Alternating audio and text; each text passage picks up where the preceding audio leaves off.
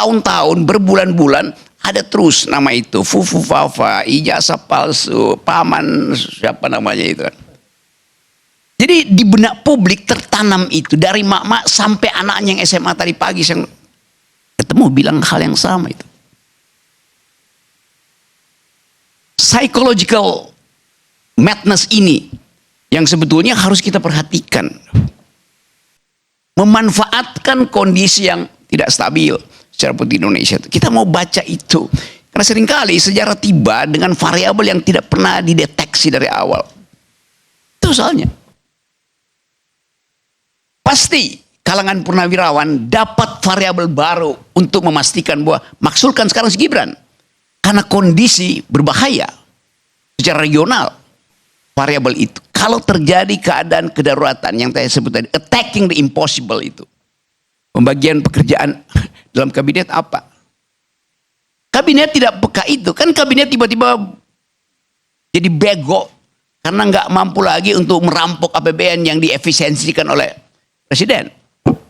Pragmatisme itu juga ada di kita tuh. Nah dalam kondisi itu datang SBY. SBY mungkin punya semacam kemampuan fortune teller membaca keadaan. Mungkin SBY di awal dia tidak ucapkan bahwa krisis regional itu artinya krisis yang memungkinkan sebut aja pemerintahan Indonesia itu kolaps. Tambah dengan keadaan perang tarif sekali. Jadi SBY mengucapkan itu, sekarang ucapan SBY itu seolah-olah mendapat legitimasi baru karena krisis politik Indonesia, krisis politik Asia pada akhirnya tuh.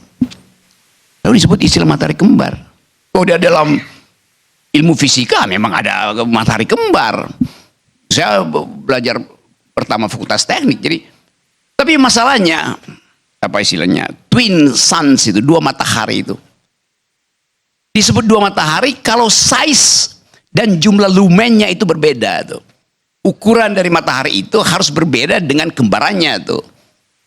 Ukurannya sama tetapi jumlah lumennya, jumlah cahayanya berbeda, oke, kembar. Tapi kalau dia sama-sama besarnya, volumenya 3000 meter kubik, lumennya tuh 2000 lumen misalnya, sama-sama tetap dianggap satu.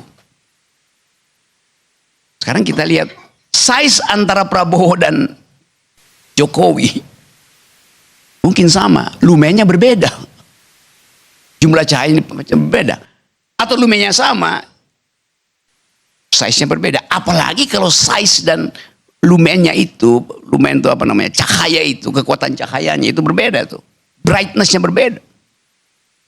Itu intinya. Tetapi dengan intuisi aja orang tahu memang ada dua matahari kembar dalam keadaan ini. Ada soal buat saya matahari kembar. Yang orang tanyakan kualitas dari mataharinya bagaimana? Kalau kualitas yang sana itu justru mendegradasi mata. Kan kalau jumlah cahaya di sini di situ 15, di situ 15 jumlahnya 30. Kalau di sini 15 itu 10, rata-ratanya jadi 15 tambah 25 12,5. Jadi makin redup justru Indonesia. Kalau ada dua matahari kembar, yang satu itu lumennya kecil. Karena yang satu diterbitkan dari tidar, yang satu diterbitkan dari gorong-gorong. Ada matahari yang terbit dari gorong-gorong dan ingin bercahaya terus. Justru dia memperburuk jumlah cahaya politik, jumlah cahaya demokrasi, jumlah cahaya nilai. Itu dasarnya di situ kan. Sehingga orang panik, wah ini Purnawirawan. Loh, dia berpikir justru ke depan tuh. Itu dasarnya kan. Anda nggak mungkin, kenapa nggak lewat DPR misalnya? Loh, DPR itu adalah the art of the possible. Purnawirawan memainkan psikologi publik karena mereka tahu bahwa emak-emak sampai anaknya itu yang dikasih makan siang gratis oleh presiden justru mempersoalkan anak matahari kerdil itu. Idenya di situ. Para purnawirawan tentu paham hukum kok, kenapa dia nggak mau ke DPR? Karena dia tahu politik is the art of attacking the impossible. Yang udah 2 tahun. Apalagi soal ijazah hari ini.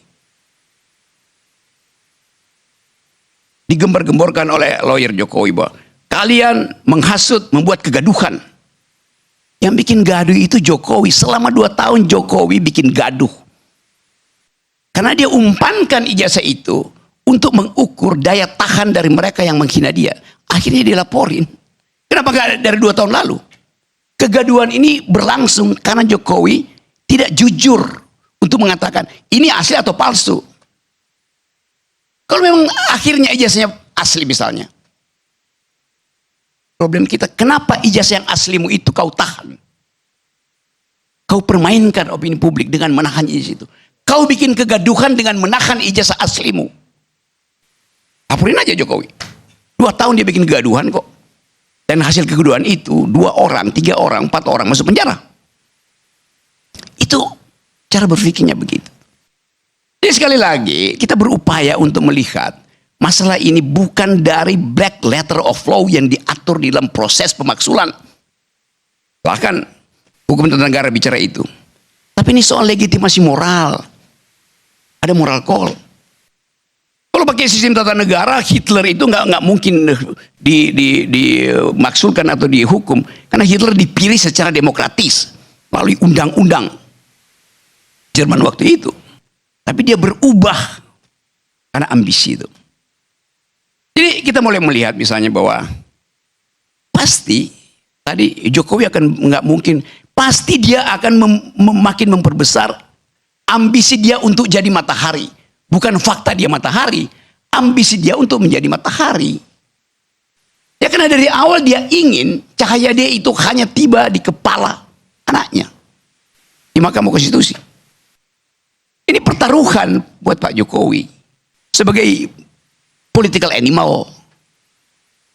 Dari awal dia investasi pada anaknya, maka dia mesti tuntun itu sampai 2009. Kalau batal, dia ikut diseret di pengadilan. Karena yang mampu membela Jokowi cuman anaknya dalam posisi sebagai presiden. Itu logika paling dasar dari ambisi politik gitu. Jadi sekali lagi kita ucapkan ini bukan karena kita nggak suka pada Jokowi atau pada bukan, karena memang kapasitasnya nggak bisa itu. Menerangkan hal yang simpel nggak bisa itu. Dalam kapasitasnya sebagai manusia oke. Gibran sebagai manusia kita harus hormati. Oke, halo teman-teman, kembali lagi bersama saya di channel ini. Salam NKRI harga mati. Teman-teman, dalam video ini kita telah mendengarkan sebuah cuplikan video. Tentunya hal-hal seperti ini menjadi sebuah pemahaman bagi kita dalam menilai perjalanan politik yang ada di Indonesia saat ini. Nah, perlu kita menyadari bahwa memang pada dasarnya Rocky Gerung adalah seorang pengkritik yang memberikan sebuah nilai-nilai yang dimana beliau dapat dipercaya sebagai orang-orang yang selalu mengkritik dengan baik, begitu kebijakan-kebijakan yang dinilai hanya pro kepada satu orang saja ataupun golongan-golongan tertentu. Nah, pada kesempatan kali ini teman-teman, ketika kita melihat sebuah tindakan-tindakan yang dilakukan oleh seorang Rocky Gerung dalam memberikan sebuah ide-ide ataupun gagasan, itu bertujuan untuk memberikan pemahaman yang baik kepada anak-anak muda, kepada para politikus yang ada di Indonesia. Ya, ada banyak orang-orang yang fans terhadap seorang Rocky Gerung karena memang pada dasarnya beliau orang yang sangat belak-belakan, teman-teman ya. Nah, saya akan membacakan beberapa komentar disampaikan di sini. Kertas sudah beberapa puluh tahun kelihatan asli atau palsu. Kertasnya berubah warnanya, apalagi umur kertas itu sudah berpuluh-puluh tahun, ijazah asli atau baru dibuat. Jangan berhenti untuk mengusung fufu fafa, aib untuk Indonesia. Nah, artinya masyarakat menginginkan suatu keadilan, suatu kebenaran yang baik supaya tidak lagi yang namanya manipulasi data ataupun kebohongan-kebohongan yang terus ditutupi, yang di-coverkan dengan sebuah gimmick-gimmick. Tentunya itu tidak baik. Pada kesempatan kali ini saya akan membacakan beberapa komentar ya. Disampaikan di sini, no Rocky no party, bro, benar. Tiap kalimat yang keluar dari mulut dia pasti selalu sejalan dengan logika akal sehat, tapi bukan akal mepet, apalagi otak sungsung tok detok. Ya, Indonesia kita kebohongan tidak akan bertahan lama dan kebodohan membuat gelap mata. Segala sesuatu yang terjadi di negara kita ya itu dikarenakan karena nilai-nilai kebangsaan yang begitu minim. Tindakan-tindakan Jokowi yang dari dulu selalu dikritik keras oleh seorang Rocky Gerung itu bertujuan untuk memberikan sebuah pemahaman supaya sadar, bertobatlah, melakukan tindakan-tindakan yang sembrono itu, yang kurang senonoh di mata kita, di mata masyarakat.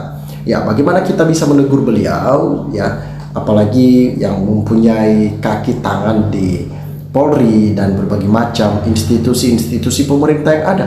Apalagi sekarang ada anaknya presiden. Tentunya kita agak segan untuk melakukan sebuah peneguran-peneguran yang memang tertuju kepada seorang Jokowi.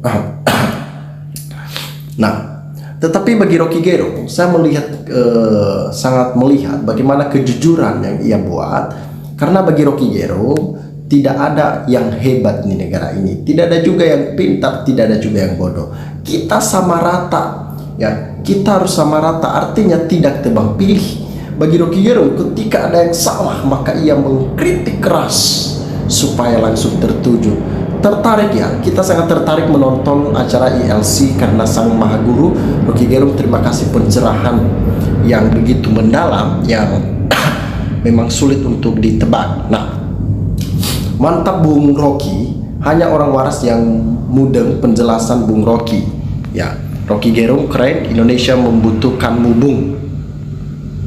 Nah, disampaikan lagi, Pak Rocky ini memang benar-benar mantap banget ngasih materinya. Para siswanya nyimak dengan seksama. Itu yang paling utama dan yang paling penting. Gelandangan terus menggonggong provokator biadab tidak laku jual di pasaran. Artinya kita menginginkan suatu keadilan. Kita mendukung orang-orang yang memang berada di garda terdepan, yang selalu menyuarakan keadilan itu. Kita selalu mendukung mereka, kita support mereka. Kita memberikan sebuah stigma yang begitu baik supaya wawasan yang dibangun itu adalah wawasan kebangsaan dan saling merangkul antar satu dengan yang lain. Itu yang paling penting. Nah, teman-teman, silakan berikan tanggapan teman-teman di dalam kolom komentar ini sehingga kita dapat bertukar pikiran antar satu dengan yang lain lewat kolom komentar ini. Terima kasih teman-teman. NKRI harga mati.